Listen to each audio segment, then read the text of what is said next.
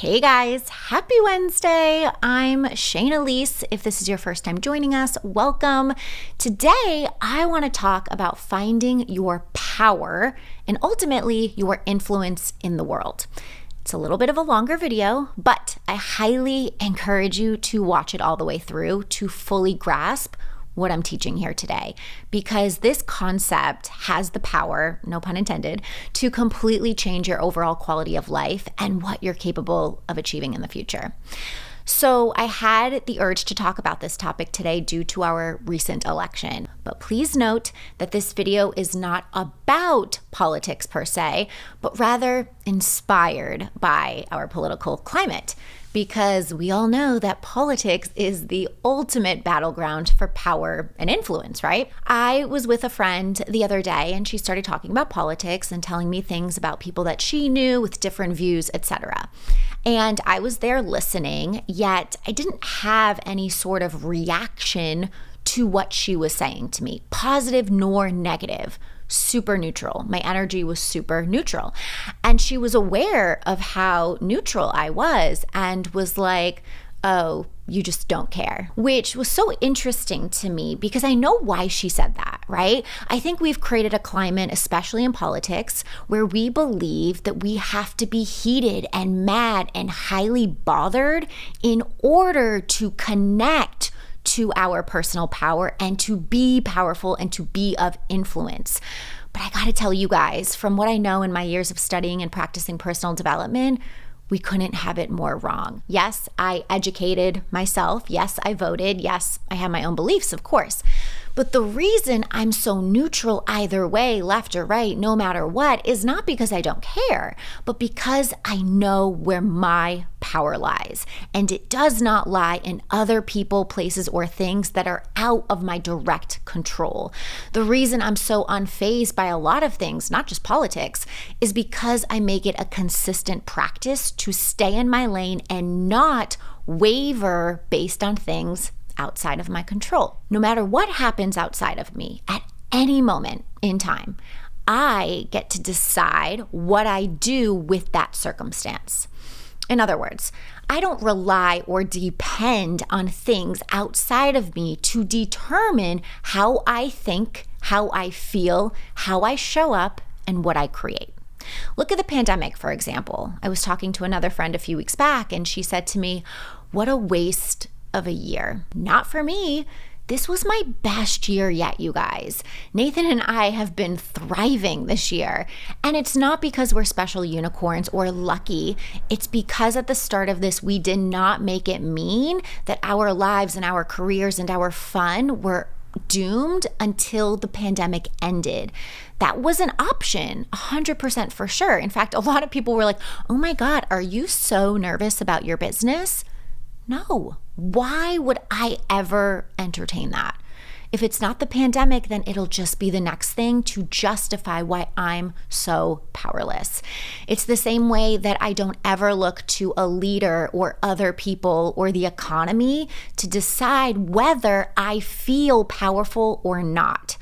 Because that place of dependency is a dangerous territory, because things are always moving and changing and shifting, and then you become a victim to it all, waiting to see how you're going to feel and in turn what you achieve. When you know where your true power lies and how to tap into it, despite the ever-changing external circumstances, you not only quit suffering cold turkey, but you actually have the capacity to make a much larger impact. Okay? So allow me to break this concept down for you. There are 3 types of business, you guys. Our business, other people, okay, so like all the other humans on the planet. And then lastly, God's business or the universe, whatever you want to call it. So for example, the weather, natural disasters, coronavirus, the election results, etc. The only business that we ever have control over is our own, at least directly. And I'm going to talk more about that in a little bit, but I'll break it down for you even further. Our business, our power includes our thoughts, our feelings, our actions, and our results. So the second that we step outside of our own business and into the business of other people or the higher business, things we do not have direct control over, we lose. Stay with me here. So again, your power lies in your thoughts, your feelings, your actions, and your results. Anything else is a recipe for suffering. In other words, when we want other people to be different than who they are when they're not, we suffer. When we want current circumstances to be different than what they are, we suffer. When we expect other people and the world to be what we want it to be when it's not, we suffer. It feels really bad to feel righteous about how things should be when they're not. It's a lose-lose battle.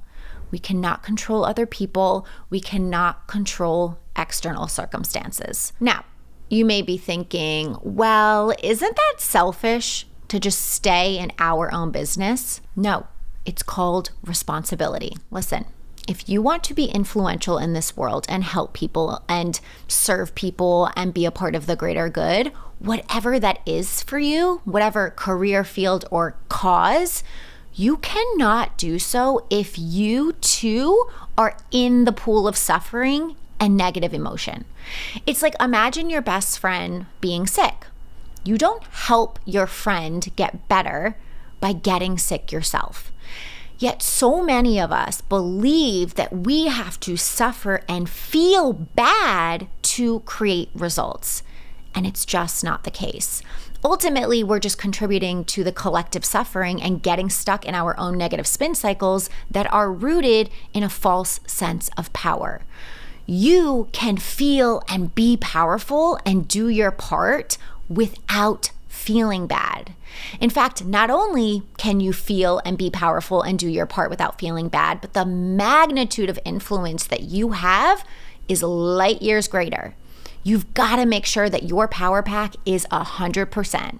And that's done internally first before taking external action. You may be thinking, well, don't I have to be fired up and angry about what's wrong in the world to make a difference? No. Now stay with me here because this is very important. While the initial pain, the anger, the frustration, etc., and contrast does evoke the desire for change, the actual fear and suffering is not the fuel to get us the results we want. It's the same way that a lot of my clients come to me in so much pain. It's their suffering and frustration and seeing what they don't want in their own life that drove them to seek change and solution. That's a beautiful thing, you guys, and why contrast should be celebrated more often. It's literally through the contrast and figuring out what we don't want or don't like that we're able to see what we do. But once they've signed on, I'm not like, all right, let's suffer our way through to get to where you want to be. No, it doesn't work like that. Again, not to get too political, but I said to Nathan the other day, I was like, I think that Trump getting elected for those 4 years was a good thing. Like, look at all the contrast that came to the surface that maybe probably never would have otherwise. And so this time around, the next 4 years, new contrast will come to light.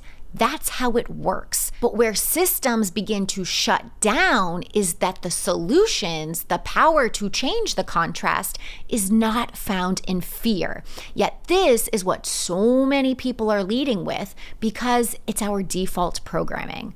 I truly believe that as a society in this current climate, it's what we struggle with the most. So many of us are so consumed with changing other people and the circumstances, remember the other types of business, instead of changing ourselves first, instead of cleaning up the fear within us first. Being a true influencer is not going out into the world and trying to manipulate people, places, and things so that we can feel better.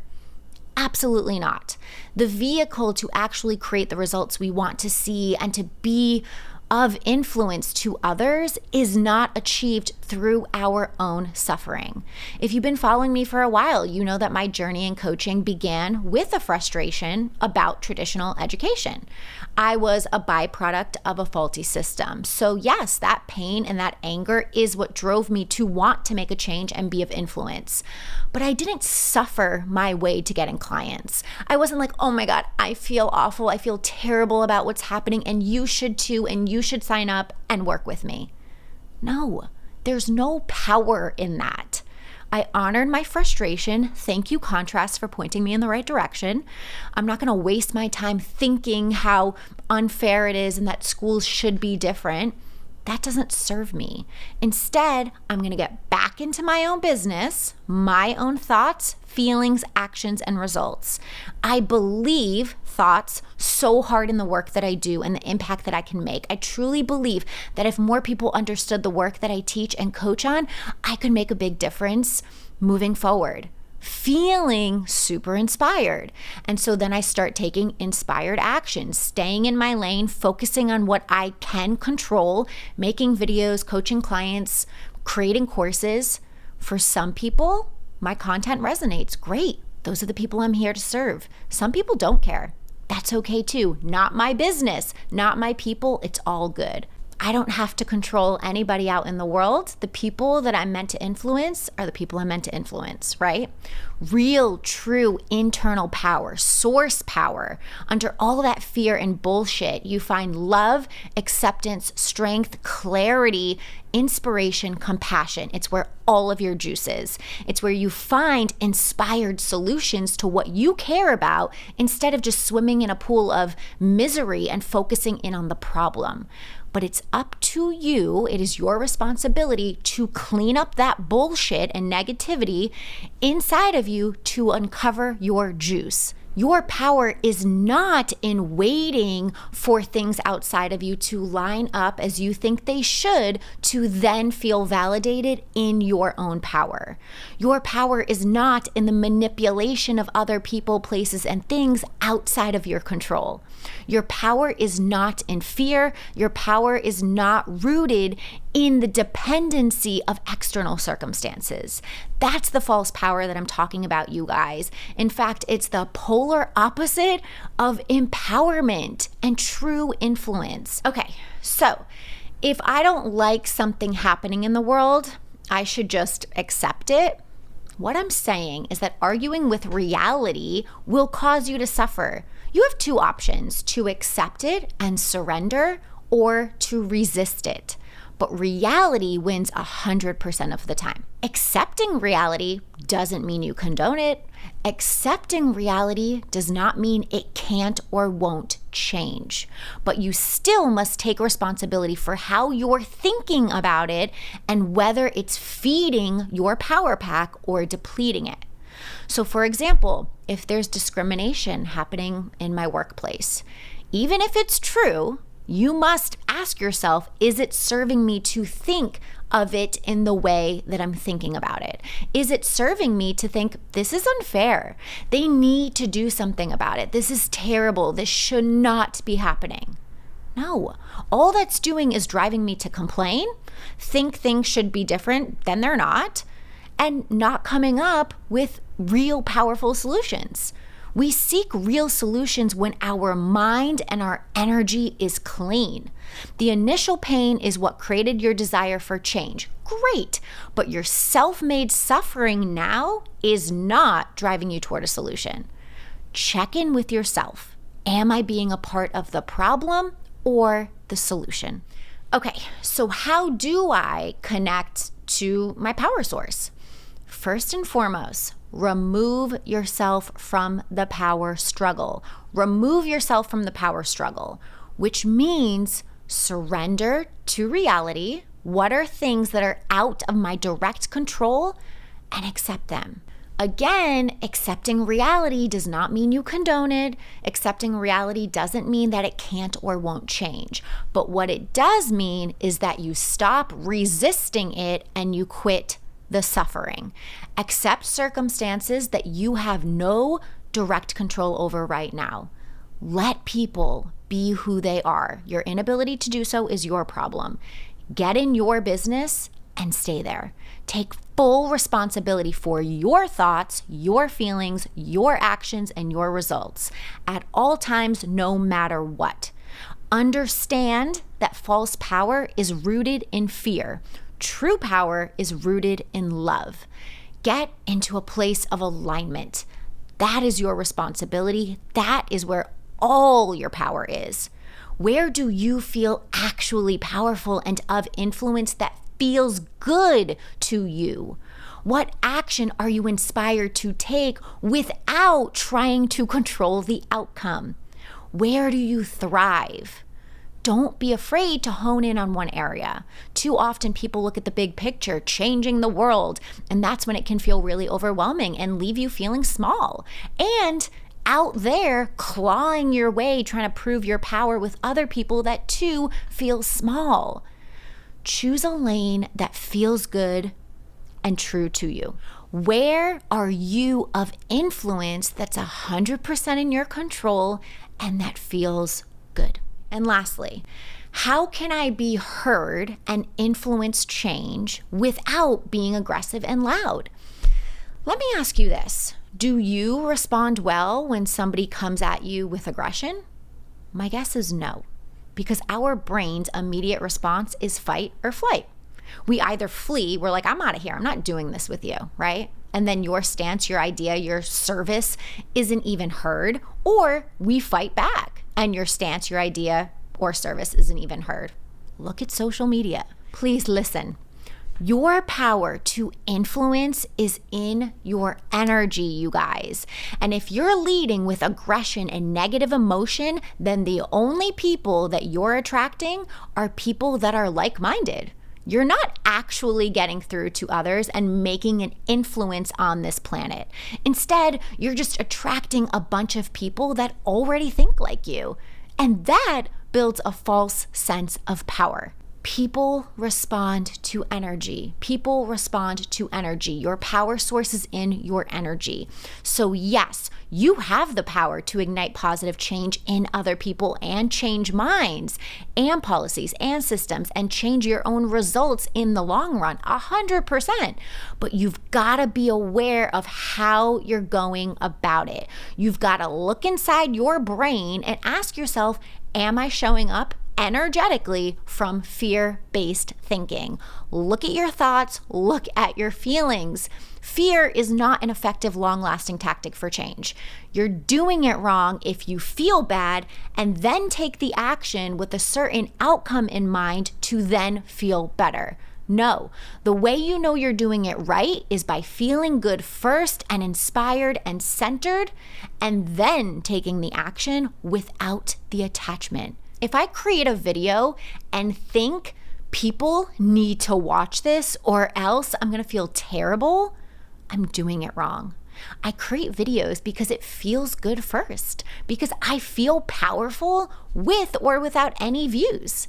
It is where I thrive. It is my little area of the world, and it continues to grow and grow, one video at a time, one client at a time. Clean up your thinking about yourself, about other people, and about the world. Get into alignment and then take inspired action. You have way more power than you realize, my friend. Way more power. But you've got to get all up into your business to find it and to utilize it. Because when you can do that, nothing, and I mean nothing, will be able to stop you from getting what you want and making an impact in the world. That is the truth. All right, my friends, that is it for today. Please, if you found at least one little nugget or helpful insight in this video, please give this video a thumbs up right below.